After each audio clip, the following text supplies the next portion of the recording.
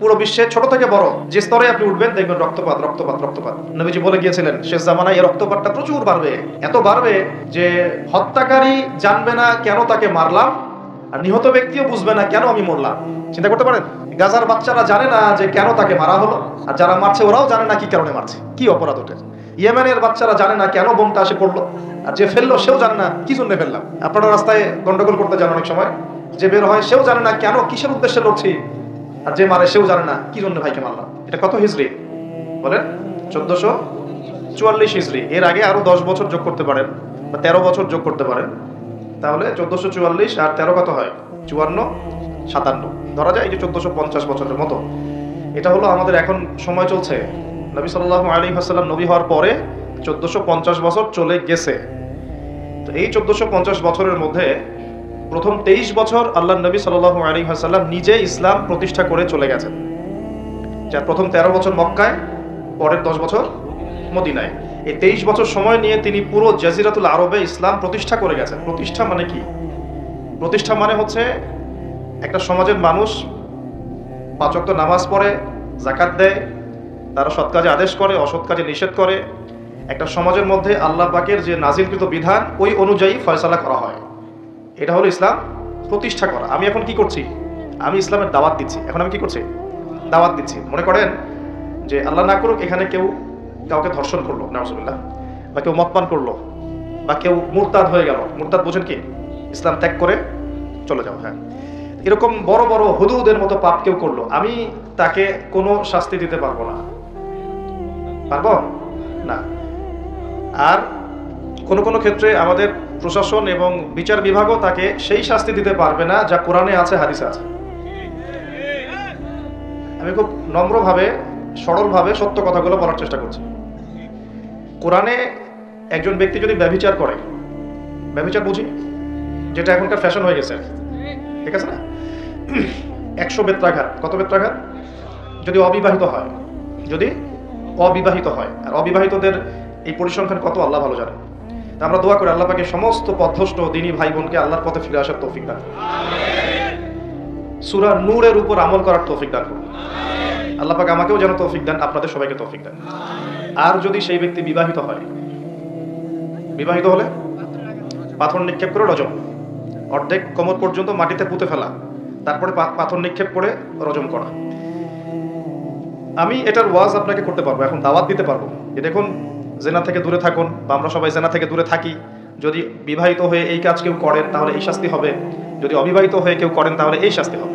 কিন্তু আমি আপনাকে শাস্তি দিতে পারবো না। পারবো? এই ইখতিয়ার, এই ক্ষমতা, এই অথরিটি আমার কাছে নাই। এমনকি এই শাস্তি কোনো কোনো ক্ষেত্রে রাষ্ট্রীয়ভাবেও আপনাকে দেওয়া হবে না, বা দিতে পারা যাচ্ছে না। চুরি করলে কি করতে হয়? কোরআন বলেছে হাত কেটে ফেলো। কে বলেছে? কোরআন কার বাণী? এটা কি আমাদের বানানো কোনো কিতাব? নাউজুবিল্লাহ। কোরআনের এক একটা বর্ণ নুক্তা যে আল্লাহর পক্ষ থেকে এসেছে, কোনো সন্দেহ আছে? এবং এর মধ্যে যে প্রত্যেকটা বিষয়ের সমাধান আছে, এতে কোনো সন্দেহ আছে? আল্লাহ পাক বলছেন যদি কেউ চুরি করে, চোর হোক ছেলে অথবা মেয়ে, তাহলে হাতটা কেটে ফেলে দিও, কবজি পর্যন্ত। কি পর্যন্ত? কবজি পর্যন্ত। কিন্তু আমি আপনাকে এটা দাওয়াত দিচ্ছি, সতর্ক করতে পারি, আমি এটা আপনার উপর বাস্তবায়ন করতে পারবো না, বা কোনো কোনো ক্ষেত্রে আমরা রাষ্ট্রীয়ভাবে এটা বাস্তবায়ন করতে পারবো না। এটাই বাস্তবতা। শুধু আমাদের দেশ পারবে না তা নয়, অনেক কান্ট্রি পারবে না, পৃথিবীর প্রায় বেশিরভাগ দেশই পারবে না। যেখানেই এগুলো বাস্তবায়ন করার চেষ্টা করা হবে বা কেউ করবে, তাদেরকে পশ্চিমারা কালো তালিকাভুক্ত করে ফেলবে। আমি বোঝাতে চাচ্ছি যে আল্লাহ পাকের জমিনে তার দিন কায়েম করে দিয়ে গিয়েছিলেন নবী মুহাম্মদ সাল্লাল্লাহু আলাইহি ওয়াসাল্লাম। কত বছরে? 23 বছর। তখন কি চোরের হাত কাটা হতো? হতো না? তখন কি রজমের শাস্তি দেওয়া হতো? তখন কি কেউ মদ পান করলে বেত্রাঘাতের শাস্তি ছিল? আচ্ছা, তখন কি কেউ মুরতাদ হয়ে গেলে মৃত্যুদণ্ডের শাস্তি ছিল?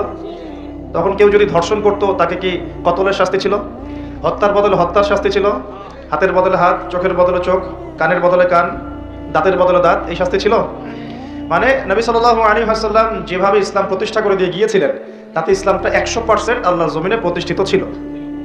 এবং ওই বেস বা ওই ফাউন্ডেশনের উপর দাঁড়িয়ে আরো 2.5 বছর এই বিশ্ব শাসন করেছেন আবু বকর সিদ্দিক রাদিয়াল্লাহু আনহু, যিনি ইসলামের প্রথম খলিফা। ইসলামের প্রথম খলিফা। খলিফা শব্দটা আমরা কি পরিচিত? খলিফা মানে কি? আচ্ছা, এখানে একটু বুঝেন। আল্লাহ রাব্বুল আলামিন কোরআনে দুই জায়গায় খলিফার কথা বলেছেন। কয় জায়গায়? কয় জায়গায়? দুই জায়গায়। এক হচ্ছে সূরা বাকারায়, একটা কোথায় প্রথম দিকে আছে, আরেকটা হচ্ছে সূরা সদে। কোন সূরা? সদ। সূরা বাকারায় আল্লাহ পাক খলিফা বলেছেন আদম আলাইহিস সালামকে। কাকে? আর সূরা সদে আল্লাহ পাক খলিফা বলেছেন দাউদ আলাইহিস সালামকে। কাকে? আচ্ছা, এবার একটু খলিফা কি এটা বুঝি, তারপরে সামনে যাই। আল্লাহ পাক বলছেন বিসমিল্লাহির রহমানির রহিম, ওয়া ইয ক্বালা রাব্বুকা লিল মালায়েকা ইন্নী জাইলুন ফিল আরদি খলিফা। বলেছেন তো সবাই? সমস্যা হচ্ছে আমরা সবাই কোরআন তো পড়ি কিন্তু হয়তো বুঝি না, বা এর উপযুক্ত ব্যাখ্যা আমাদের সামনে হয়তো পেশ করা হয় না, কারণ আমরা তো বেশিরভাগ সময় একে অপরের গোশত খাওয়া নিয়ে ব্যস্ত আছি আর কি, তাই না? এবং এটাকে আমরা কি বলবো, যে ভালো কাজ মনে করি, হকের পথ মনে করি। বস্তুত এটাই শেষ জামানা, যখন সাদাকে কালো মনে হবে, কালোকে সাদা মনে হবে, হককে বাতিল মনে হবে, বাতিলকে হক মনে হবে, যেটা ন্যায় ওটাকে অন্যায় মনে হবে, যেটা অন্যায় সেটাকেই ন্যায় মনে হবে। নবী সাল্লাল্লাহু আলাইহি ওয়াসাল্লাম বলে গিয়েছেন আনতারি দালামাতু রাব্বাতুহা, শেষ জামানায় দাসী তার মনিবকে জন্ম দিবে, দাসী তার মনিবকে জন্ম দিবে, কখনো দাসী তার মনিবকে জন্ম দেয় না। মানে ন্যায় অন্যায়, হক বাতিল, সত্য মিথ্যা, এগুলোর মানদণ্ড উল্টে যাবে। ন্যায় হবে অন্যায়, অন্যায় হবে ন্যায়, হক হবে বাতিল, বাতিল হবে হক। যেটা সত্য সেটাই মিথ্যা মনে হবে, যেটা মিথ্যা সেটাই সত্য মনে হবে, যেটা অন্ধকার সেটাকে আলো মনে হবে, যেটা আলো সেটাকে অন্ধকার মনে হবে। আনতালি দালামাতু রাব্বাতুহা, হালালকে মানুষ হারাম করবে, হারামকে হালাল করবে। আমার কথা বুঝতে পারছেন কি না বেশি গভীর হয়ে যাচ্ছে? আমি সহজ করার চেষ্টা করছি। এখন আসেন, আল্লাহ পাক বলছেন ওয়া ইয ক্বালা রাব্বুকা লিল মালায়েকা, হে নবী মুহাম্মদ বলেন সাল্লাল্লাহু আলাইহি ওয়াসাল্লাম, স্মরণ করেন সেই সময়ের কথা। আল্লাহ নবীকে বলা হচ্ছে স্মরণ করেন সেই সময়ের কথা, মানে মহাবিশ্বের লক্ষ লক্ষ বছর আগে, হয়তো কোটি কোটি বছর আগে। ওয়া ইয ক্বালা রাব্বুকা লিল মালায়েকা, আপনার রব এই ফেরেশতাদেরকে বলেছিলেন। কাদেরকে বলেছিলেন? কি বলেছিলেন? ইন্নী জাইলুন ফিল আরদি খলিফা, আমি এই আরদে মানে পৃথিবীতে আমার খলিফা পাঠাতে চাই। সুবহানাল্লাহ। পৃথিবীতে কেউ ছিল না এর আগে, জিন জাতি ছিল। জিন জাতি, কোন জাতি? জিন জাতি বলে একটা জাতি আছে, বিশ্বাস করেন তো নাকি? আচ্ছা, এখন এই জিন জাতি যখন ফাসাদ সৃষ্টি করে আল্লাহ পাক ওদেরকে সরিয়ে দেন, দিয়ে আল্লাহ পাক নতুন করে কোন সৃষ্টি পাঠানোর ইরাদা করেন, তখন ফেরেশতাদেরকে বলেন যে আমি পৃথিবীতে আমার খলিফা পাঠাতে চাই। কি পাঠাতে চাই? শব্দটা আবার বলেন, খলিফা। আচ্ছা, এবার আসেন তো ফেরেশতারা বলেন আতাজআলু ফিহা, আপনি কি এমন কাউকে সেখানে পাঠাতে চাচ্ছেন মাই ইউফসিদু ফিহা, যে পৃথিবীতে গিয়ে ফাসাদ সৃষ্টি করবে, দাঙ্গা হাঙ্গামা ফাসাদ সৃষ্টি করবে, ওয়া ইয়াসফিকুদ দিমা, এবং একে অপরের রক্ত ঝরাবে, রক্তপাত ঘটাবে। ওয়া নাহনু নুসাব্বিহু বিহামদিকা ওয়া নুকদ্দিসু লাক, অথচ আমরাই তো আপনার প্রশংসা করি, তাসবিহ পাঠ করি, কি প্রয়োজন? আপনি কি এমন কাউকে পাঠাতে চাচ্ছেন যে পৃথিবীতে গিয়ে দুইটা কাজ করবে? ফেরেশতারা বলেছেন কয়টা কাজ করবে? এক, বলেন, ফিতনা ফাসাদ সৃষ্টি করবে, দুই, একে অপরের রক্তপাত ঘটাবে। পুরো বিশ্বের দিকে তাকায় দেখবেন এবার, এই মানব জাতি এই দুইটা কাজ করতেছে, হয় ফিতনা ফাসাদ সৃষ্টি করতেছে অথবা রক্তপাত ঘটাচ্ছে। এখানে ভাই ভাই রক্ত ঝরাচ্ছে, প্রতিবেশী প্রতিবেশীর, কোনো সময় সামাজিক এক দল আরেক দলের, কোনো সময় এক রাজনৈতিক দল আরেক রাজনৈতিক দলের, কোনো সময় এক বিশ্বের একটা দেশ আরেকটা দেশের। পুরো বিশ্বে ছোট থেকে বড় যে স্তরে আপনি উঠবেন দেখবেন রক্তপাত রক্তপাত রক্তপাত। নবীজি বলে গিয়েছিলেন শেষ জামানায় এই রক্তপাতটা প্রচুর বাড়বে, এত বাড়বে যে হত্যাকারী জানবে না কেন তাকে মারলাম, আর নিহত ব্যক্তিও বুঝবে না কেন আমি মরলাম। সুবহানাল্লাহ। চিন্তা করতে পারেন, গাজার বাচ্চারা জানে না যে কেন তাকে মারা হলো, আর যারা মারছে ওরাও জানে না কি কারণে মারছে, কি অপরাধ ওটা। ইয়েমেনের বাচ্চারা জানে না কেন বোমটা এসে পড়লো, আর যে ফেললো সেও জানে না কি জন্য ফেললাম। আপনারা রাস্তায় গন্ডগোল করতে যান অনেক সময়, যে বের হয় সেও জানে না কেন, কিসের উদ্দেশ্যে লড়ছি, আর যে মারে সেও জানে না কি জন্য ভাইকে মারলাম। এটা শেষ জামানা। হত্যাকারী ব্যক্তি জানবে না যে কেন আমি হত্যা করছি, মাকতুল জানবে না যে কেন আমি মরলাম। শেষ জামানে হারাজ বাড়বে, হারাজ হারাজ হারাজ। নবীজি বলছেন হারাজ বাড়বে, সাহাবীরা বলছেন হারাজ কি ইয়া রাসূলুল্লাহ? নবীজি বলছেন যে মানে অস্বাভাবিক হারে হত্যাকাণ্ড বাড়তে থাকবে। আমি পরিসংখ্যান দিয়ে দিই আপনাকে দুইটা।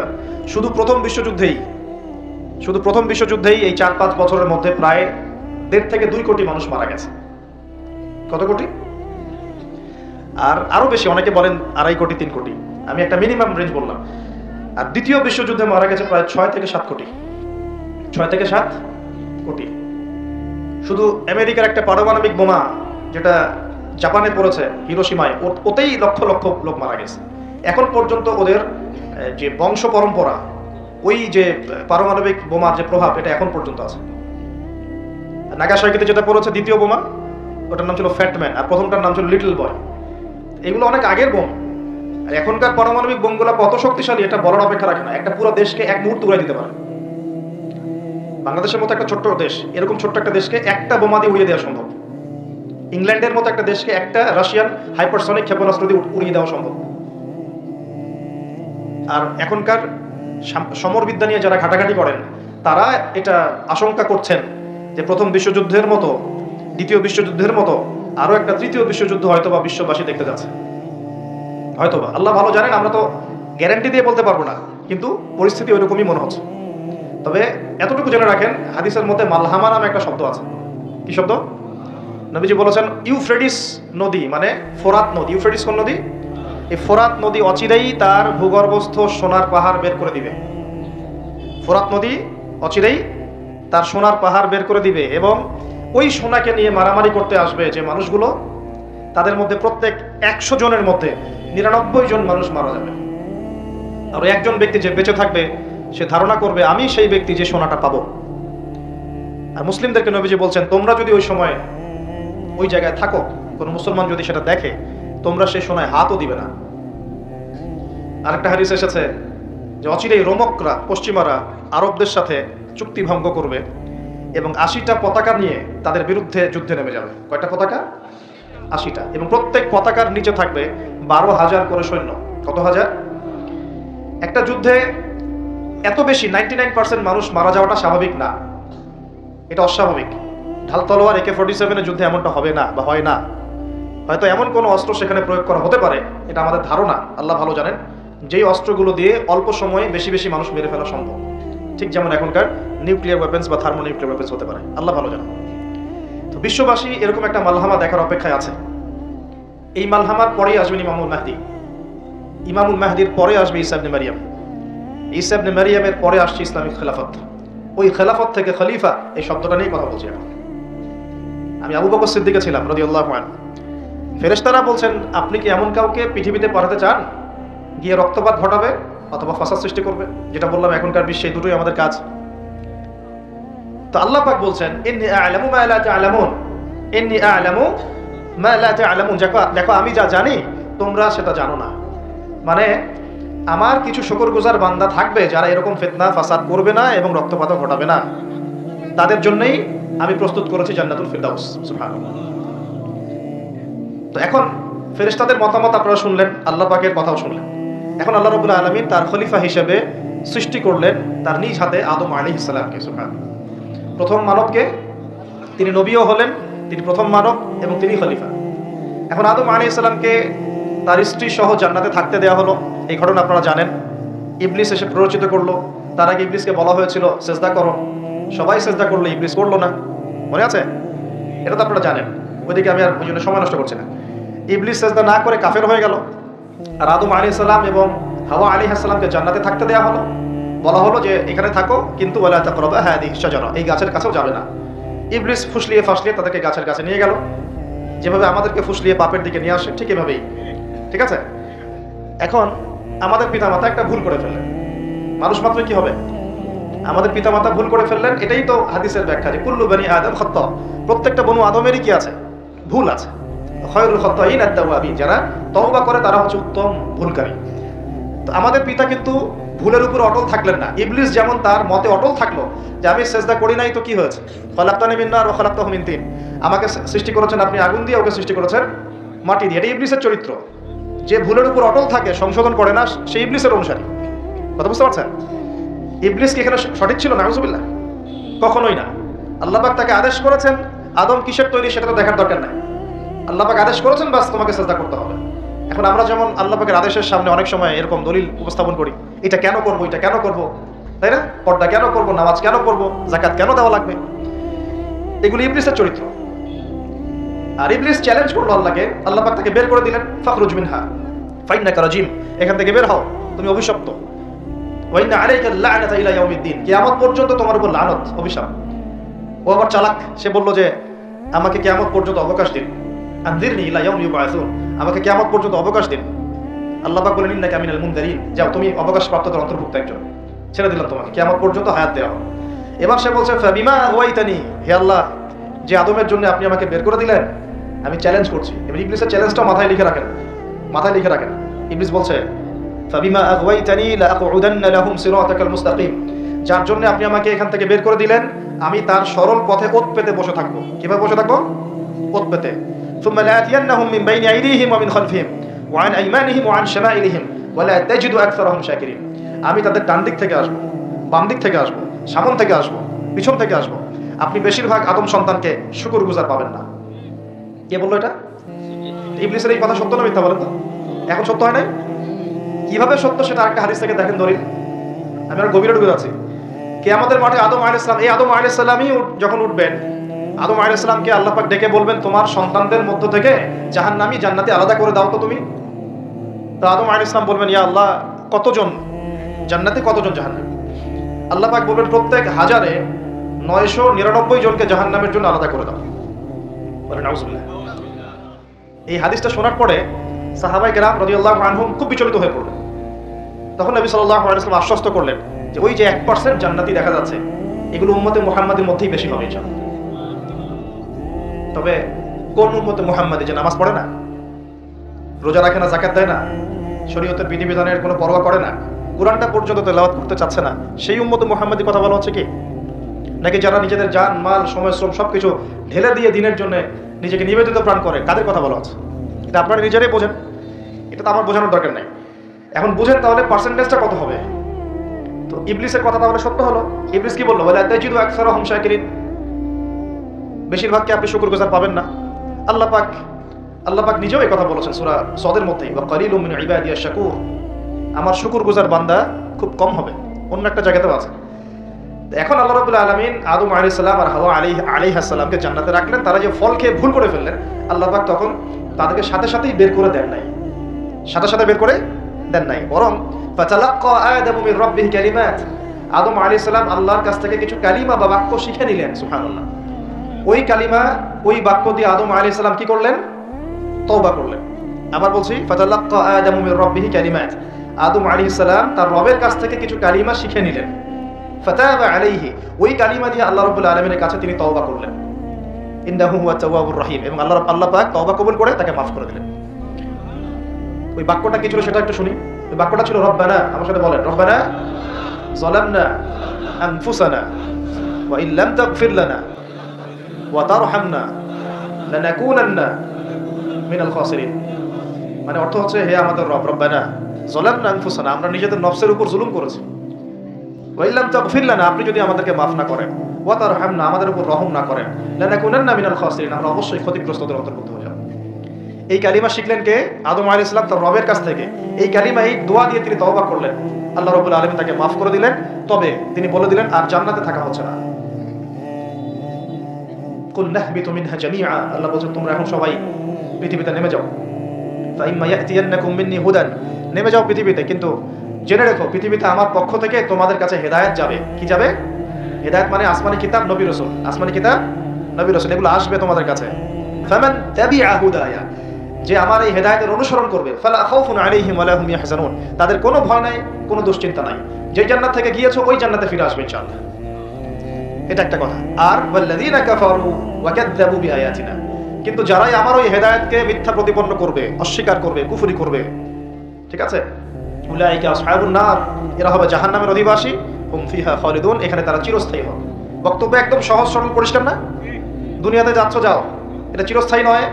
এই সময়টুকুর মধ্যেই আমার পক্ষ থেকে কি আসবে? বলেন, হেদায়েত আসবে, মানে যুগে যুগে নবী রাসূল আসবেন, আসমানি কিতাব আসবে। ফামান তাবিআ হুদায়া, তোমাদের মধ্যে যারা এই নবী রাসূলদেরকে মানবে, আসমানি কিতাব সমূহকে মানবে, তাদের কোনো টেনশন নাই, কোনো ভয় নাই, আবার জান্নাতে ফিরে আসবে ইনশাআল্লাহ।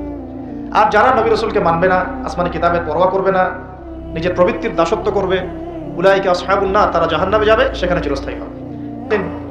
একদম সহজ কথা আল্লাহ পাকের। এবার এই যে সিলসিলা শুরু হলো পৃথিবীতে, এখন আদম আলাইহিস সালামকে আল্লাহ পাক কি বলেছেন? কি শব্দটা বলেছিলাম? খলিফা। এবার আদম আলাইহিস সালাম পৃথিবীতে এসে কি আবারও নতুন করে কোনো ভুল করেছিলেন? বলেন তো দেখি। উত্তর না, করেন নাই। মানে কান্নাকাটি করতে করতেই বছরের পর বছর চলে গেছে, শুধু কাঁদতে কাঁদতেই বছরের পর বছর চলে গেছে। পরবর্তী ভুল যেটা আমরা দেখি সেটা হলো হাবিল আর কাবিলের ভুল। কাবিল তার ভাই হাবিলকে হত্যা করেছে, তাই না? হিংসার বশবর্তী হয়। ওই যে এখনো দেখবেন আমাদের সমাজে যে ভাইয়ে ভাইয়ে মারামারি, এটা সেই হাবিল কাবিলের সুন্নত। এখানে আমরা কাবিল হব না, হলে হাবিল হব। প্রয়োজনে হাবিল হয়ে থাকবো, তাও কাবিল হতে চায় না। কারণ নবী সাল্লাল্লাহু আলাইহি ওয়াসাল্লাম বলেছেন, পৃথিবীতে প্রথম হত্যাকাণ্ড সংঘটিত করেছে কাবিল। ভালো করে শোনেন, যারা এই পথে আছেন ভালো করে শোনেন। পৃথিবীতে প্রথম হত্যাকাণ্ড সংঘটিত করেছে কাবিল। এ কারণেই কিয়ামত পর্যন্ত যত মানুষ খুন হবে, খুন, এই সমস্ত খুনের পাপের একটা অংশ কাবিলের আমলনামায় গিয়ে যুক্ত হবে। মনে করায় দেই, কাবিল একজন নবীর সন্তান। কার সন্তান? নবীর সন্তান। লূত আলাইহিস সালামের স্ত্রী একজন নবীর স্ত্রী।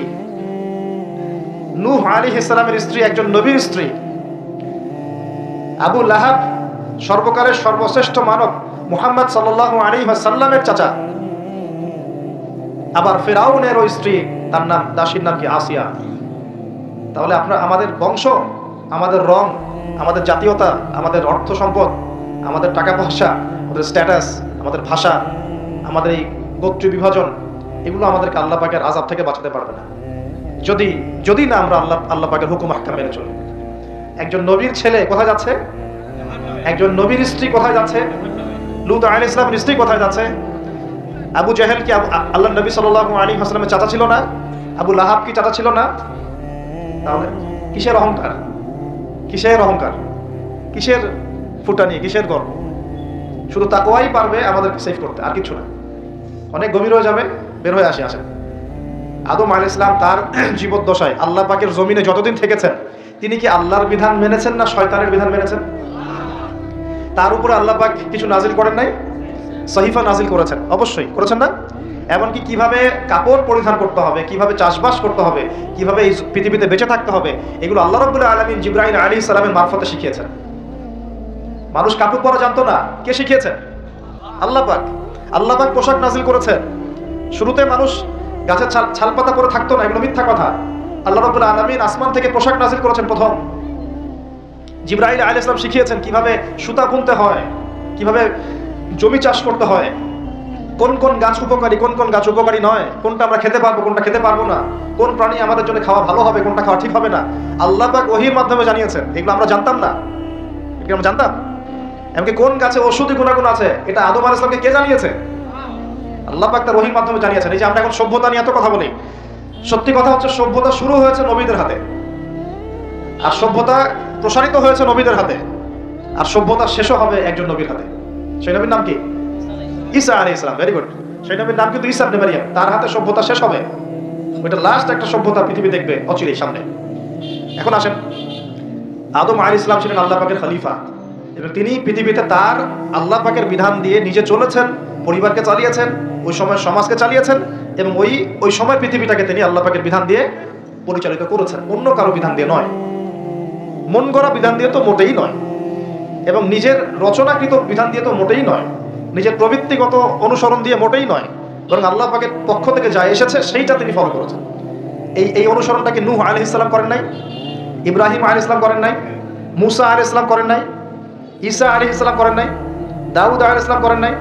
সুলাইমান করেন নাই আলাইহিস সালাম? আমাদের নবী মুহাম্মদ সাল্লাল্লাহু আলাইহি ওয়াসাল্লাম তিনি কি করেন নাই? আমার কথা কি বুঝতে পারছেন? তাহলে তারা কি অনুসরণ করেছেন পৃথিবীতে? আল্লাহ পাকের ওহীর বিধান। কিসের বিধান? ওহীর বিধান। এখন আসেন, আরেকজন নবীকে আল্লাহ পাক বলেছেন খলিফা। তার নাম কি বলেছিলাম শুরুতে? দাউদ। কোন সূরায় আছে এটা? সদের মধ্যে। এইখানে আল্লাহ পাক আরো স্পষ্ট করে বলেছেন একজন খলিফার দায়িত্ব কি। খুব মনোযোগের সাথে শুনবেন।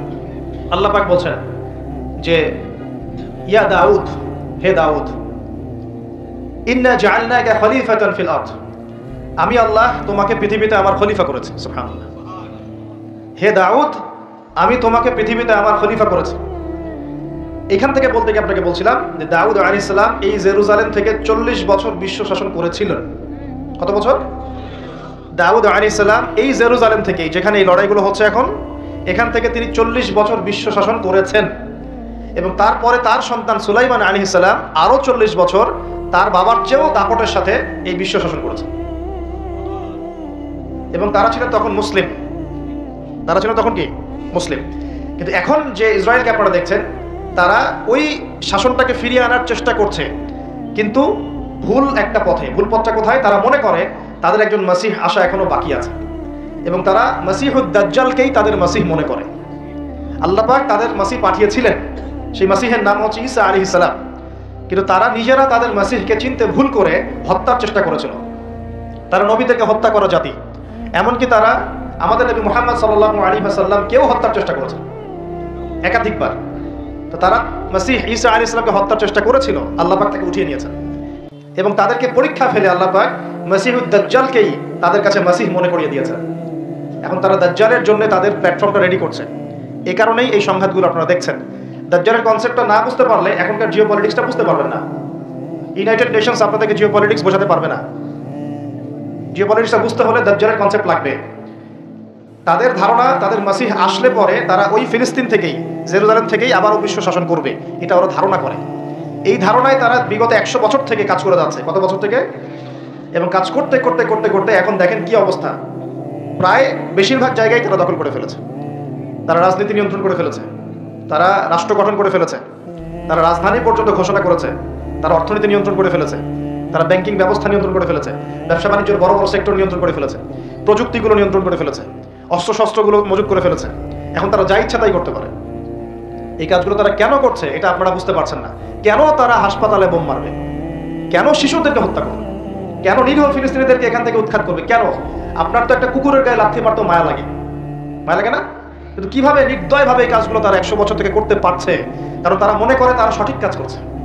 তারা মনে করে যে তারা এই জায়গার মূল মালিক, এই জায়গার মূল মালিক তারা এটা মনে করে। এবং তারা নীলনদ, মিশরের নীলনদ থেকে ফরাত নদী পর্যন্ত পুরো জায়গাটাকে হোলি ল্যান্ড মনে করে, পবিত্র জায়গা মনে করে। এবং তারা মনে করে যে আল্লাহ পাক তাদেরকে ওই জায়গাটা দিয়েছেন, এই জায়গায় ফিলিস্তিনিদের থাকার কোনো অধিকার নাই। এই কারণেই তারা মুসলমানদের উপর বিগত এই 70-80 বছর থেকে, বলা যায় প্রায় 100 বছর থেকে, কারণ 1914 সালে তারা ঢুকেছে, এখন 2023 সাল চলছে, এই পুরো সময়টা জুড়ে তারা যে নির্বিচার বাড়িঘর দখল করা, জমি দখল করা, ধর্ষণ, শিশু হত্যা, ভাইদেরকে কারাগারে নিক্ষেপ করা, নির্বিচার হত্যাযজ্ঞ, এগুলো কেন চালাচ্ছে? কারণ তারা মনে করে ওই জায়গাটা তাদের, এবং তারা মনে করে যে তাদের মাসিহ আসা মাত্রই তারা ওইখান থেকে বিশ্বটাকে শাসন করবে। এবার কি মিলাতে পারছেন বিষয়টা কোন দিকে যাচ্ছে? এবং সত্যি কথা বলতে কি, তাদের মাসিহ, তারা যাকে মাসিহ মনে করে, সেই মাসিহুদ দাজ্জাল সত্যি সত্যি সেখান থেকে আসবেও, এবং ইহুদিদেরকে নিয়ে সে বিশ্ব শাসন করবেও। দাজ্জাল আসবেও এবং ইহুদিদেরকে নিয়ে সে বিশ্ব শাসন করবেও। এটা আমাদের নবী সাল্লাল্লাহু আলাইহি ওয়াসাল্লাম বলে গেছেন। এটা হবে সর্বশেষ জালেমদের শাসন, সর্বশেষ। এবং কত দিন শাসন করবে সেটাও নবীজি বলে গিয়েছেন সাল্লাল্লাহু আলাইহি ওয়াসাল্লাম। আল্লাহ নবী বলে গিয়েছেন সে শাসন করবে 40 দিন। কতদিন? যার প্রথম দিনটা হবে 1 বছরের সমান, অলৌকিক না বিষয়টা? দ্বিতীয় দিনটা হবে 1 মাসের সমান, তৃতীয় দিনটা হবে 1 সপ্তাহের সমান, বাকি দিনগুলো হবে আমাদের দিনের মতো। পৃথিবীর সামনে এটা অপেক্ষা করছে, পৃথিবীর সামনে এটা আসা অপেক্ষা করছে মাত্র। এই যে ওদের দৌরত্ব আপনি দেখছেন জায়নিস্টদের, এটা এমনি এমনি না। এই যে পশ্চিমা মদত, আমেরিকার সাহায্য, ব্রিটেনের সাহায্য, পুরো পশ্চিমা বিশ্বের সাহায্য, এত শক্তি, এত দাপট তারা দেখাচ্ছে, যা ইচ্ছা তাই করে ফেলছে। ইচ্ছা হয়তো 200টা বাচ্চাকে মেরে ফেললাম, কেউ বলার কিছু নাই। আশপাশে আরব কান্ট্রিগুলো তাকায় তাকায় ফুটবল খেলা দেখছে, ঠিক আছে? সবাই সর্বোচ্চ এতটুকু বলতে পারে, আমরা নিন্দা জানাই, আমরা এর তীব্র প্রতিবাদ জানাই, দ্যাটস অল, এতটুকু। আরবের তেল সব নিয়ন্ত্রণ করে ফেলেছে। আরবের চতুর্পাশে তার প্রতিবেশী রাষ্ট্র স্থাপন করেছে, এবং প্রত্যেকটা রাষ্ট্রে সে মুনাফিকদেরকে বসিয়ে দিয়েছে। এত কিছু কিভাবে করতে পারছে? কি মনে হয় আপনাদের কাছে? এমনি এমনি নয়, এর সাথে মাসিহুদ দাজ্জালের একটা গভীর সম্পর্ক আছে। এবং দাজ্জাল এই ইহুদিদেরকে নিয়েই বিশ্ব শাসন করবে, নবী সাল্লাল্লাহু আলাইহি ওয়াসাল্লাম বলে গেছেন। আর এই ইহুদিরা নবীর যুগে কি হালে ছিল? বনু কুরাইজা, বনু কাইনুকা, বনু নাজির, এই 3টা কওমের সাথে আল্লাহর নবী নিজে সশস্ত্র যুদ্ধ করেছেন, করে ওদেরকে বের করে দিয়েছেন মদিনা থেকে। তারপর তারা খায়বারে গিয়ে আশ্রয় নিয়েছে। আলী রাদিয়াল্লাহু আনহু হাতে এই খায়বারও বিজয় হয়েছে। সবাইকে বের করার পরে নবীজি ইন্তেকালের কয়েকদিন আগে বলে গিয়েছিলেন, বাকি যারা আছে অবশিষ্ট, এদেরকে তোমরা এই জাজিরাতুল আরব থেকে বের করে দিও। কে বলে গিয়েছিলেন? এখন তার উম্মত দেখেন কি অবস্থা। চারপাশে বসে, ওই জেরুজালেমের চারপাশে আরব রাষ্ট্র রহব আছে, বসে বসে তামাশা দেখছে। 100 বছর হয়ে গেল। তো আমি এই জায়গা থেকে এখানে আসছি, ওইখান থেকেই দাউদ আলাইহিস সালাম বিশ্ব শাসন করেছিলেন। আল্লাহ পাক তাকে বলছেন খলিফা। কি করেছিলেন তিনি? আল্লাহ পাক তাকে বলছেন, ইয়া দাউদ, একটু মনোযোগের সাথে শুনেন, হে দাউদ, ইন্না জাআলনাকা খলিফাতান ফিল আরদ, আমি আল্লাহ তোমাকে এই জমিনে খলিফা করেছি। সুবহানাল্লাহ। এবং ওই জমিন বলতে কিন্তু এখন জেরুজালেম, আরদ মানে এখানে কিন্তু ওই বাইতুল মুকাদ্দাস, তিনি ওখান থেকেই বিশ্ব শাসন করেছিলেন। তোমার দায়িত্ব কি হে দাউদ, তোমার কাজটা কি? ফাহকুম বাইনান নাসি বিল হক, সূরা সাদ পড়ে দেখেন। তোমার কাজ হচ্ছে মানুষের মাঝে, অনুসারী জনগণের মাঝে তুমি ন্যায় বিচার প্রতিষ্ঠা করবে। কি করবে? তার মানে একজন যে কেউ, একজন মেম্বার হোক, একজন চেয়ারম্যান হোক, একজন এমপি হোক, একজন মন্ত্রী হোক, একজন পিএম হোক, যাকে আল্লাহ পাক যেখানে দায়িত্ব দিবেন, খলিফা হিসেবে তার কাজ কি বলেন তো? ফাহকুম বাইনান নাসি বিল হক, সত্য ন্যায়ের মানদণ্ডে মানুষের মাঝখানে বিচার ফয়সালা করো, বাস এটা আপনার কাজ। নেতৃত্ব দিলে দোষের কিছু নাই, নেতৃত্ব পেলেও দোষের কিছু নাই, কিন্তু ফাংশনটা কি? একজন খলিফার কাজটা কি? আবু বকর সিদ্দিক কেমন খলিফা ছিলেন, ওমর কেমন ছিলেন, ওসমান কেমন ছিলেন, আলী কেমন ছিলেন রাদিয়াল্লাহু আনহুম আজমাইন, তার এই আয়াতের উপর আমল করতেন। ফাহকুম বাইনান নাসি বিল হক, মানুষের মাঝখানে ন্যায় বিচার করো। ন্যায় বিচার কথা বলা হয়েছে, ন্যায় বিচার। এখন ন্যায় বিচার কতটুকু কি হচ্ছে না হচ্ছে এটা আপনারা আমার চেয়ে ভালো জানেন, আমি এসব নিয়ে কথা বলতে চাই না, কিন্তু আমাদের কাজ এতটুকুই, যাকে আল্লাহ পাক যেখানে দায়িত্ব দিবেন ন্যায় বিচার। আরো আল্লাহ বলছেন, আয়াতটা শেষ হয়নি, আরো সামনে একটু আছে। আল্লাহ পাক বলছেন ওয়ালা তাত্তাবিউল হাওয়া, ন্যায় বিচার করো এবং নিজের হাওয়া প্রবৃত্তির অনুসরণ করো না, নিজের মন গড়া বিধানের অনুসরণ করো না, নিজের প্রবৃত্তির দাসত্ব করো না। যদি করো তাহলে কি হবে? ইউদিল্লাকা আন সাবিলিল্লাহ, তাহলে আল্লাহ পাকের এই সরল পথ থেকে ওই প্রবৃত্তির অনুসরণ তোমাকে বিচ্যুত করে দিবে। কার কথা এগুলা? আল্লাহর কথা। ইন্নাল্লাযীনা ইউদিল্লুনা আন সাবিলিল্লাহ, পরের আয়াত, নিশ্চয়ই যারা আল্লাহ পাকের সরল পথ থেকে বিচ্যুত হয়ে গেছে, লাহুম আযাবুন শাদীদ, তাদের জন্য কঠিন শাস্তি আছে। আযাবুন শাদীদ মানে কঠিন শাস্তি আছে। বিমা নাসু ইয়াউমাল হিসাব, এই কারণে যে তারা হিসাবের দিনটা ভুলে গিয়েছে। এই দুইটা আয়াত আমি শোনাই দিলাম আপনাকে। আল্লাহ পাক যাকে যেখানে দায়িত্ব দিবেন সবসময় এই দুইটা আয়াত মাথায় রাখবেন, যে আল্লাহ পাক আপনাকে দাউদ আলাইহিস সালামের মতো কাজ দিয়েছেন, আল্লাহ পাক আপনাকে আদম আলাইহিস সালামের মতো কাজ দিয়েছেন। যাকেই দেখ, X Y Z whoever he is, এটা আমাদের দেখার বিষয় না। আমরা ধর্মতাত্ত্বিক দৃষ্টিকোণ থেকে শুধু মূলনীতিগুলো বলবো। তাহলে এখানে খলিফার কাজ কি বুঝতে পারলাম? মানুষের মাঝে ন্যায় বিচার প্রতিষ্ঠা করা, প্রবৃত্তির দাসত্ব না করা। যদি করি তাহলে কঠিন শাস্তি অপেক্ষা করছে। এখন আসেন, আল্লাহ নবী সাল্লাল্লাহু আলাইহি ওয়াসাল্লাম কি এই আয়াতের উপর আমল করে যান নাই? গিয়েছেন না, যান নাই? তার জীবদ্দশায়, তার 23 বছরের এই নববী জীবনে কেউ কখনো জুলুমের শিকার হয়েছিল? বলেন তো, কেউ বলতে পারবে বুকে হাত দিয়ে যে একজন মানুষ জুলুমের শিকার হয়েছে? তার রেখে যাওয়া ইসলামের এই প্ল্যাটফর্মের উপরে আবু বকর সিদ্দিক শাসন চালিয়েছেন 2.5 বছরের মতো। আবু বকর সিদ্দিকের সময় কি কেউ জুলুমের শিকার হয়েছিল? তিনি কি এই আয়াতগুলোর উপর আমল করেছিলেন না করেন নাই? তাহলে তিনি একজন সফল খলিফা ছিলেন। আমরা খলিফা এবং খেলাফা দুটার ব্যাখ্যা বুঝতে পারলাম। যে খলিফা আল্লাহ পাকের বিধান মেনে বিচার ফয়সালা করে, ওই শাসন ব্যবস্থাটাকেই বলা হয় খিলাফা। এটা নতুন কোনো মৌলবাদী শব্দ নয়, আমরা ভুল বুঝি, আমাদেরকে ভুল বোঝানো হয়। একজন খলিফা যে আল্লাহ পাকের বিধান অনুযায়ী বিচার ফয়সালা করে, তার ওই শাসন ব্যবস্থাটাকে বলা হয় খিলাফা, যেটা আসবে সামনে ঈসা আলাইহিস সালামের হাতে। এখন আপনি সর্বোচ্চ পর্যায়ে যান বিশ্বের, ইউনাইটেড নেশনস, এখানে খিলাফা কায়েম আছে? অনেস্টলি বলেন, এখানে কি আল্লাহর বিধান দিয়ে বিচার ফয়সালা করা হয়, নাকি ওদের পশ্চিমাদের মন করা বিধান দিয়ে করা হয়? 100-200 কেন, একদিনে যদি 1000টা বাচ্চাকেও বোম মেরে হত্যা করে দেয়, তারপরে ওরা ইসরায়েলের পাশেই থাকবে, বলবে আমরা আমাদের বন্ধুর পাশে আছি। আমাদের যদি এর পরেও চোখ না খুলে, তাহলে নিশ্চিত আমরা ইন্টারনালি ব্লাইন্ড, আধ্যাত্মিকভাবে অন্ধ হয়ে গেছি। আর যারা অন্ধ তারাই তো অন্ধ দাজ্জালের অনুসরণ করবে। আমি জানি আমাদের উপরের লেভেলে যারা আছেন তারা এগুলো সব ভালো করেই বোঝেন, কিন্তু পরিবেশ পরিস্থিতির কারণে অনেক সময় তারা সত্য কথা বা সাহস করে অনেক কিছু বলতে পারেন না, কারণ তারা অবশ্যই বোঝেন, তারা মুসলিম পরিবার থেকে এসেছেন। আমাকে বলেন, তাদের যে সিস্টেম, এই সিস্টেমের মধ্যে যে অর্থ ব্যবস্থাটা আছে, এটা সুদ ভিত্তিক না সুদ বিবর্জিত? তাহলে এটা কি আল্লাহ পাকের কোরআনের সাথে গাদ্দারি হয়নি? তাহলে ওর আন্ডারে থাকলে কি আমরা সত্যিকারের খেলাফা কায়েম করতে পারবো? সম্ভব না। ও যে মিডিয়াগুলো চালায়, এই মিডিয়াতে ও যা মানুষকে বোঝায় তাই। একজন মুসলমানকে যদি ও সন্ত্রাসী রূপে উপস্থাপন করে, সারা বিশ্ব বলে হ্যাঁ ও সন্ত্রাসী। একজন ব্যক্তি, আমি নাম মেনশন করছি না, গণহারে মানুষ হত্যা করেছে, তাকে শান্তিতে নোবেল পুরস্কার দেওয়া হয়েছে। এই হলো ওদের চরিত্র। Media, political system, banking system, ওদের প্রযুক্তি, এগুলো কোনটা মুসলমানের স্বার্থে? কোনোটা কি মুসলমানের স্বার্থে? সবগুলো করেছে ওদের স্বার্থে। ওখানে গিয়ে আমরা সর্বোচ্চ কি করতে পারি? আমরা হয়তো ওই যে ফিদেল ক্যাস্ট্রোর মতো একটা ভাষণ দিতে পারবো, অথবা ওই গাদ্দাফির মতো একটা ভাষণ দিতে পারবো। যারাই সেখানে দাঁড়িয়ে লম্বা লম্বা লেকচার দিয়েছে, গরম গরম বক্তব্য দিয়েছে, ওদের সবাইকে হয় মেরে দেওয়া হয়েছে, আমাদের ক্ষমতাচ্যুত করা হয়েছে। আমাদের চোখ কবে খুলবে? এটা একটা কুফরি শক্তি। এটা এই পৃথিবীর সবচেয়ে বড় শিরক, সবচেয়ে বড় তাগুত, সবচেয়ে বড় কুফর। এর গোড়ায় গিয়ে আমাদেরকে আঘাত করতে হবে, এবং সেই আঘাতটা আমরা করতে পারবো না, আমরা জানি। সেই আঘাতটা করবে ইমামুল মাহদী এবং ঈসা আলাইহিস সালাম। আমি জানি আমরা কিছু করতে পারবো, আমি আপনাকে করতেও বলছি না কিছু, ভবিষ্যৎটা বলে দিচ্ছি ইনশাআল্লাহ। এই বৈশ্বিক এই শিরক আর কুফর তাগুতের গোড়ায় শিকড়ে আঘাতটা করবে কে? ইমামুল মাহদী ঈসা আলাইহিস সালাম। তারপরে আবার জেরুজালেম থেকে বিশ্ব শাসন হবে ইনশাআল্লাহ। তখন প্রত্যেকটা মুসলমানের হক অধিকার রক্ষা করা হবে। তখন মুসলমানরা এইভাবে মাথা নত করে বাঁচবে না, মাথা উঁচু করে বাঁচবে ইনশাআল্লাহ। এত সহজ যে মুসলিম বাচ্চাদেরকে বোম্বাই হত্যা করে ফেললো। আমি আপনাদেরকে দলিল দিলে রাত 2টা-3টা বেজে যাবে। একজন সাহাবীর হত্যার প্রতিশোধ নেওয়ার জন্য নবী সাল্লাল্লাহু আলাইহি ওয়াসাল্লাম 30,000 সৈন্যবাহিনী রেডি করে রোমানদের বিরুদ্ধে যুদ্ধ করতে পাঠিয়েছেন। কয়জন সাহাবী? আবার একজন দিনী বোন মুসলিম রমণী মহিলা সাহাবীর ইজ্জতের বিনিময়ে পুরা বনু কুরাইজার সাথে নবী যুদ্ধ করেছেন। নবী একজন রাষ্ট্রদূত পাঠিয়েছিলেন, খ্রিস্টানরা ওই রাষ্ট্রদূতকে হত্যা করেছিল। ওই একজন সাহাবীকে হত্যার প্রতিশোধ নেওয়ার জন্য আল্লাহ নবী সাল্লাল্লাহু আলাইহি ওয়াসাল্লাম মুতার যুদ্ধে চলে গিয়েছেন। কি মনে করেছে মুসলমানদেরকে ওরা যা ইচ্ছা তাই করবে? যখনই মুসলিমরা ইসলামের পক্ষে কথা বলার চেষ্টা করে অথবা শক্ত অবস্থান দেখানোর চেষ্টা করে, ওরা কয়েকটা অস্ত্র প্রয়োগ করে, স্যাংশন দিয়ে দিব, তারপরে কি করব, টাকার মান কমিয়ে দিব, ভিসা বাতিল করে দিব, অনেক সমস্যা। ওদের কাছে এরকম 70 থেকে 72টা অস্ত্র থাকে, একটা একটা করে প্রয়োগ করে। স্যাংশন একটা অস্ত্র, ভিসা একটা অস্ত্র, টাকার মান ইনফ্লেশন হবে এটা একটা অস্ত্র, ঋণ দেওয়া বন্ধ করে দেবো একটা অস্ত্র, IMF এর লোন দিব না একটা অস্ত্র। এরকম অস্ত্র শেষ নাই। এগুলো আপনারা সবাই বুঝবেন না, পলিটিশিয়ানরা বুঝবেন।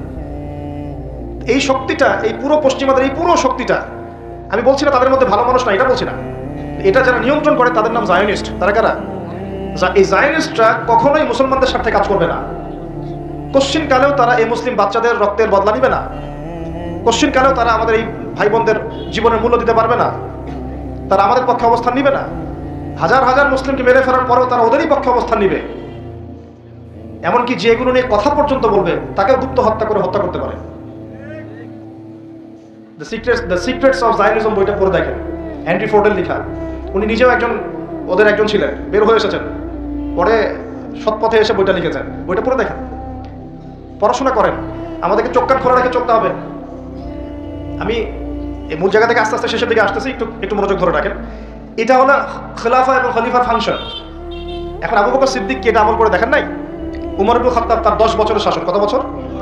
এই 10 বছরে আপনি একজন মানুষ দেখান যে অনাহারে মারা গেছে বা দারিদ্র সীমার নিচে ছিল, বা ওই 10 বছরে একজন মুসলিম বোনের ইজ্জত হানি করা হয়েছে, একটা বাচ্চাকে হত্যা করতে পেরেছে, বা একজন মুসলিম ভাইকে অন্যায়ভাবে হত্যা করেছে, বা শুধু মুসলমানদের উপরে গরম গরম কথা পর্যন্ত বলেছে, একটা দলিল খালি দেখানো হবে। 10 বছর আপনি দেখাতে পারবেন না। বরং মানুষ চাকরি ছেড়ে দিচ্ছে এসে, ইয়া আমিরুল মুমিনিন, আমার কোর্টে তো মামলাই আসে না, আমাকে অযথা বেতন দেন কেন? এই যে বর্তমান রাষ্ট্র ব্যবস্থার কাঠামো, এটা ওমর রাদিয়াল্লাহু আনহু দিয়েছেন। তার জীবনী পড়ে দেখেন, ইতিহাসগুলো পড়ে দেখেন। এখন এই 10 বছর যদি এভাবে চালানো যায়, তাহলে আমরা কেন এখন দুর্বল হচ্ছি? আরো সামনে যান, ওই 10 বছরে ওমর রাদিয়াল্লাহু আনহু এই বাইতুল মুকাদ্দাসও জয় করেছিলেন, মনে আছে? উটের পিঠে তিনি একবার চলেছেন, তারপর ভিত্তকে উঠিয়েছেন। ওইটা নিয়ে কাজী নজরুল ইসলাম কবিতা লিখেছিলেন। এগুলো তো এখন নাই। কবিতাটা, এটা তো আমিরুল মুমিনিন কবিতা ছিল না একটা আগে, ওটা তো এখন আপনারা পড়তে পারেন না। কেন পড়তে পারেন না এটা আপনারা বুঝবেন। কেন পড়া যাচ্ছে না? কি সমস্যা হচ্ছে? পড়লে কি হবে? কোথায় নিয়ে যাচ্ছি আমরা বাচ্চাদেরকে? এখন কোন দিকে নিয়ে যাচ্ছি বাচ্চাদেরকে আমরা? আসলে ইসলামী শিক্ষা ছাড়া আপনি যত শিক্ষায় শিক্ষিত করেন না কেন, পরকালে আপনি পস্তাবেন, আমরা পস্তাবো না। পরকালে আপনি পস্তাবেন যে আমি আমার সন্তানকে কেন এই শিক্ষা দিয়ে আসলাম না। হয়তো আজকে রব্বির হামহুমা কামা রব্বায়ানি সগীরা বলতে পারতো, এখন তো সেটাও পারছে না। উসমান রাদিয়াল্লাহু আনহু খেলাফতের পর আরো 12 বছর, কত বছর? একটা ঘটনা দেখান আমাকে, মুসলিমদের অধঃপতনের বা মুসলমানদেরকে অপদস্থ করেছে একটা ঘটনা দেখান। এরপর আলী ইবনে আবি তালেবের আরো প্রায় 1.5-2 বছর, ওই সময় দেখান। আমি বলেছিলাম 1200 বছর প্রায়। তারপর উমাইয়ারা শাসন করেছে প্রায় 97 বছর। কত বছর? নিজেদের মধ্যে অনেক সমস্যা হয়েছিল। যেমন এখন আমাদের সবাই মুসলিম ভাই, পলিটিক্যালি নিজেদের মধ্যে সমস্যা হয় না? এরকম সমস্যা হয়েছিল উমাইয়া খেলাফতে, উসমান রাদিয়াল্লাহু আনহুর সময়ও, আলী ইবনে আবি তালেবের সময়ও। কিন্তু কখনো বাইরের শত্রুদের কাছে আমরা পরাজিত হই নাই। মানে আমার ঘরে কি সমস্যা আছে, আমি সেটা ঘরে বুঝবো। ভাইয়ের সাথে ভাইয়ের সমস্যা হচ্ছে, ওকে ঠিক আছে, হাতাহাতি হয়েছে, মারামারি হয়েছে, অস্ত্র নিয়ে মুখোমুখি হয়েছি, এটা আমার ঘরের সমস্যা। কিন্তু বহির্বিশ্বে মুসলমানদের উপর চোখ রাঙিয়ে কথা বলেছে এমন একটা জাতি খুঁজে পাওয়া যেত না। 97 বছর উমাইয়ারা করেছে। তারপরে আব্বাসীয়রা এসেছে, আব্বাসীয়রা এসে প্রায় 550 বছর চালিয়েছে। কত বছর? এর পর আসছে মামলুক, তারপরে ফাতেমিরা, ওইদিকে কর্ডোভাতে ছিল ইসলামিক খেলাফত, ওই আন্দালুসিয়ায়, এখনকার স্পেন, ইতালি, এগুলো সব আমাদের ছিল। তারপরে সালাহউদ্দিন আইয়ুবী রাহিমাহুল্লাহ আইয়ুবী শাসন এসেছে, তারপরে জেঙ্গিদের শাসন এসেছে, মোগলদেরটা জানেন আপনারা, আফগানদেরটা জানেন, এমনকি হিন্দুস্তান পর্যন্ত দেখেন নাই, এটা পুরো আমাদের আওতাভুক্ত ছিল এক সময় ইংরেজরা আসার আগ পর্যন্ত। এভাবে বিশ্ব এগিয়ে গেছে ইসলামের হাত ধরে। কখনো কাউকে জোর করে ফোর্স করে মুসলমান করানো হয় নাই, কখনো কোনো অমুসলিমের অধিকার খর্ব করা হয়নি, এবং একজন অমুসলিম যদি আমাদের আন্ডারে থাকতো তার অধিকার সবার আগে নিশ্চিত করা হয়েছে। যাকাত সবাই প্রদান করতো, সালাত আদায় করতো, সবাই কোরআনওয়ালা ছিল, ওলামায়ে কেরামদেরকে সম্মান করা হতো, মসজিদ মাদ্রাসা গড়ে তোলা হয়েছিল, সুদ ছিল না, মানুষ হালাল খেত, এবং মুসলিমদের একটা ঐক্যবদ্ধ সামরিক শক্তি ছিল। আস্তে আস্তে আস্তে আস্তে বিগত বেশি দিন না, আমার স্টাডি হচ্ছে বিগত মাত্র 100 থেকে 150 বছর, লাস্ট 100 থেকে 150 বছরে আমাদের পুরো টেবিলটাই উল্টে গেছে মনে হয়। এক্স্যাক্টলি উসমানী খেলাফতের পতনের সময় থেকে 1914 সালে এটার পতন ঘটেছে, প্রথম বিশ্বযুদ্ধের সময়। এরপর থেকেই কেন জানি এই যে বিগত 100 বছরে পুরো বিশ্বের চিত্রটাই উল্টে গেল। আমাদেরকে কর দিত একসময়, ট্যাক্স, ওরা এখন আমাদেরকে বলে ঋণ দিব কি দিব না। সুবহানাল্লাহ, আপনারা চিন্তা করেন একটু বিষয়টা। যারা আমাদেরকে ট্যাক্স দিয়ে আমাদের জমিতে থাকতো, ওরা আমাদেরকে বলে লোন লাগলে অ্যাপ্লাই করতে হবে, শর্ত সাপেক্ষে দিতে পারে, তা আবার চড়া সুদে। ওরা বলে যে পলিটিক্যাল সিস্টেম আমাদের কেমন হবে, ও ইন্টারফেয়ার করতে চায়, ও এসে নাক গলাতে চায় যে তোমাদের রাষ্ট্র ব্যবস্থা কিভাবে চলবে। ওরা এসে এখন ঠিক করে দেয় যে আমাদের সংস্কৃতি কেমন হবে, আমাদের শিক্ষানীতি কেমন হবে, ইত্যাদি ইত্যাদি।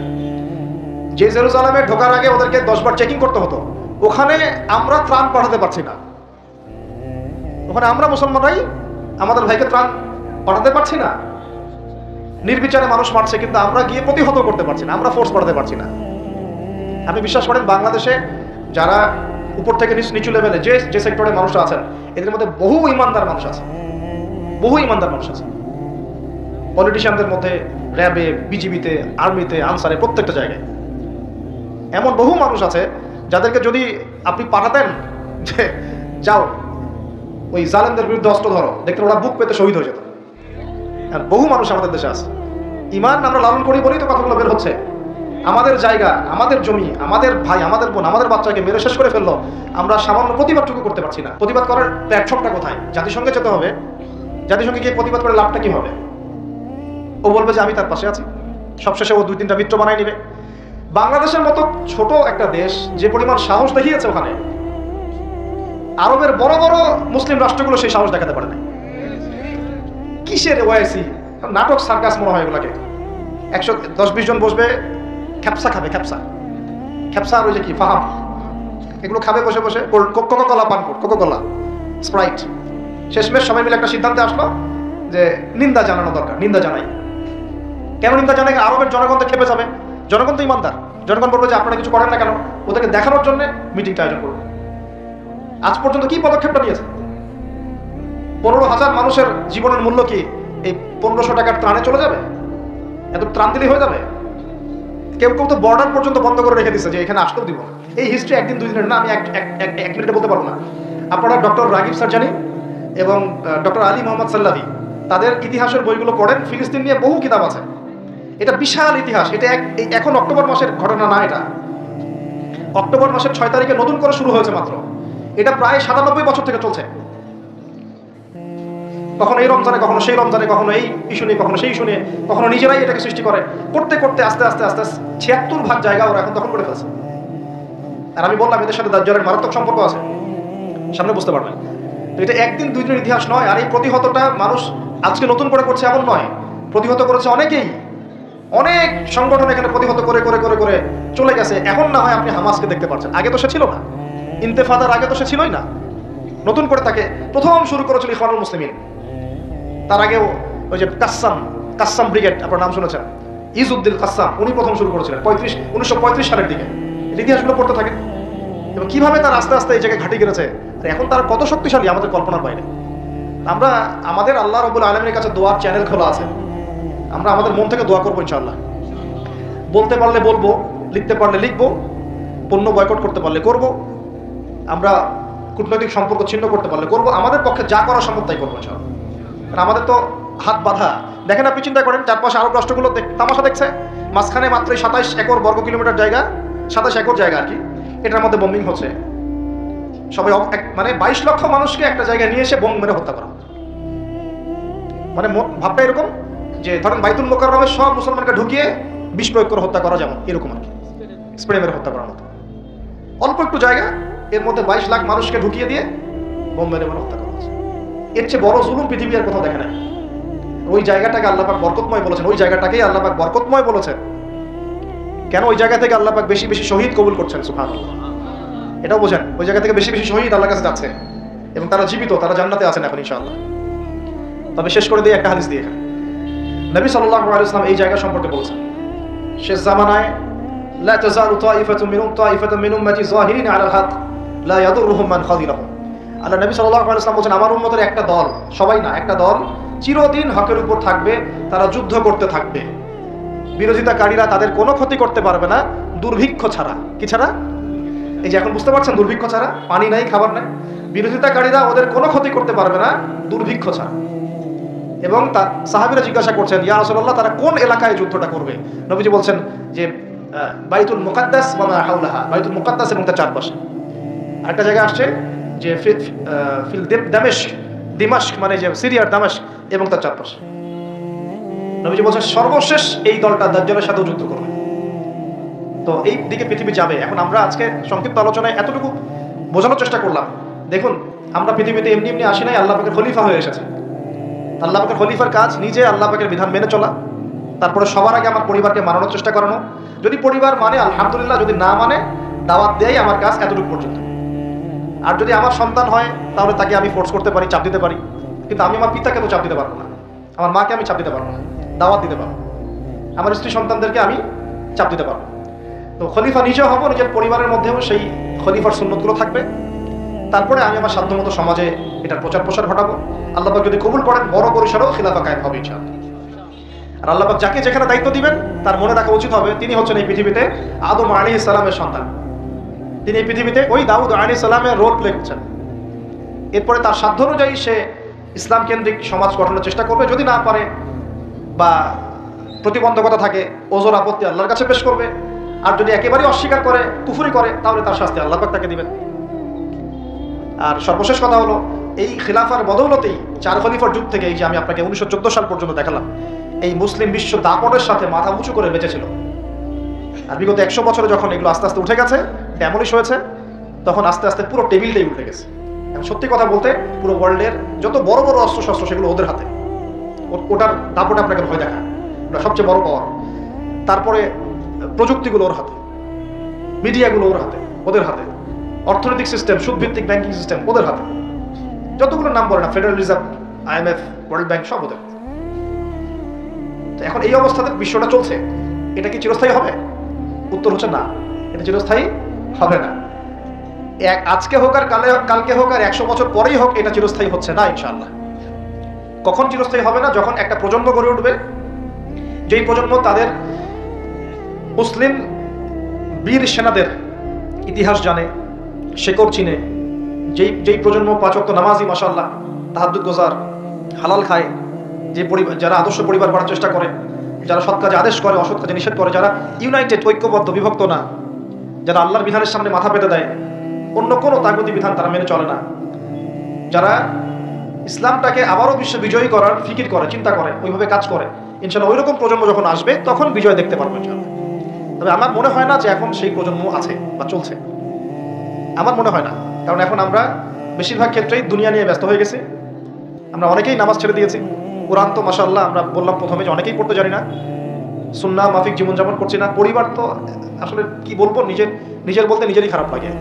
অনেক পরিবার এখন জাহান্নামের টুকরা হয়ে গেছে, জাহান্নামের টুকরা হয়ে গেছে। সৎ কাজে আদেশ সবাই করছি না, অসৎ কাজে নিষেধ সবাই করছি না। ভাই আমরা গোশত খাওয়া নিয়ে ব্যস্ত হয়ে আছি, মারামারি, কাটাকাটি, দাঙ্গা হাঙ্গামা।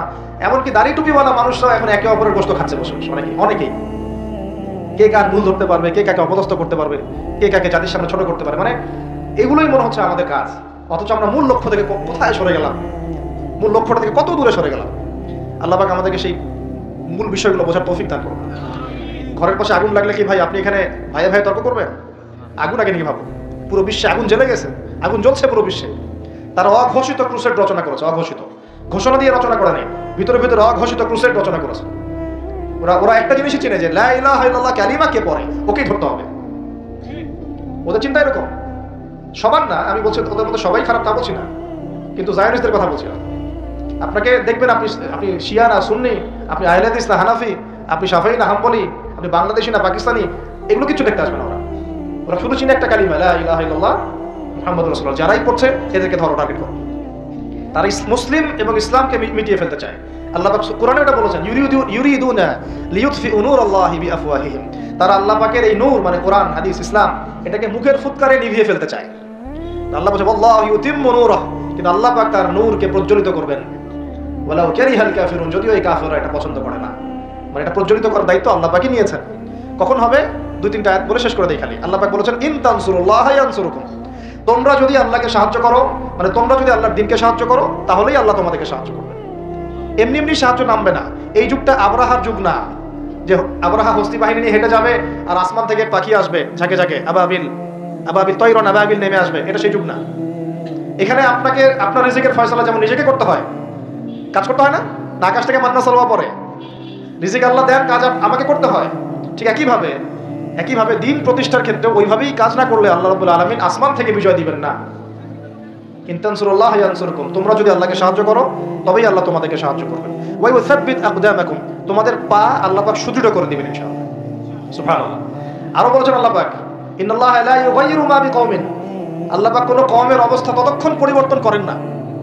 শুনে নেন, আল্লাহ পাক কোনো কওমের অবস্থা ততক্ষণ পরিবর্তন করে না হাত্তা ইউগাইয়িরু মা বিআনফুসিহিম, যতক্ষণ না তারা নিজেরা নিজেদের অবস্থা পরিবর্তনের চেষ্টা করছে। আল্লাহ পাকের কথার উপর কোনো কথা নাই, এর উপর কোনো ওয়াজি নাই, আমাদের কথা তো কিচ্ছু না। আল্লাহ পাকের কথার উপর কোনো কথাই নাই। ইন তানসুরুল্লাহ ইয়ানসুরকুম, তোমরা আল্লাহকে সাহায্য করো, আল্লাহর দ্বীনকে সাহায্য করো, আল্লাহ তোমাদেরকে সাহায্য করবে। ওয়া ইউসাব্বিত আকদামাকুম, পা শক্ত করে দিবেন ইনশাআল্লাহ, কেউ টলাতে পারবে না। আর ইন্নাল্লাহা লা ইউগাইয়িরু মা বিকওমিন, মনে রাখো আল্লাহ পাক কোনো কওমের অবস্থা, কোনো জাতির অবস্থা ততক্ষণ পরিবর্তন করেন না যতক্ষণ না হাত্তা ইউগাইয়িরু মা বিআনফুসিহিম, যতক্ষণ না তারা নিজেরা নিজেদের অবস্থা পরিবর্তনের চেষ্টা করছে।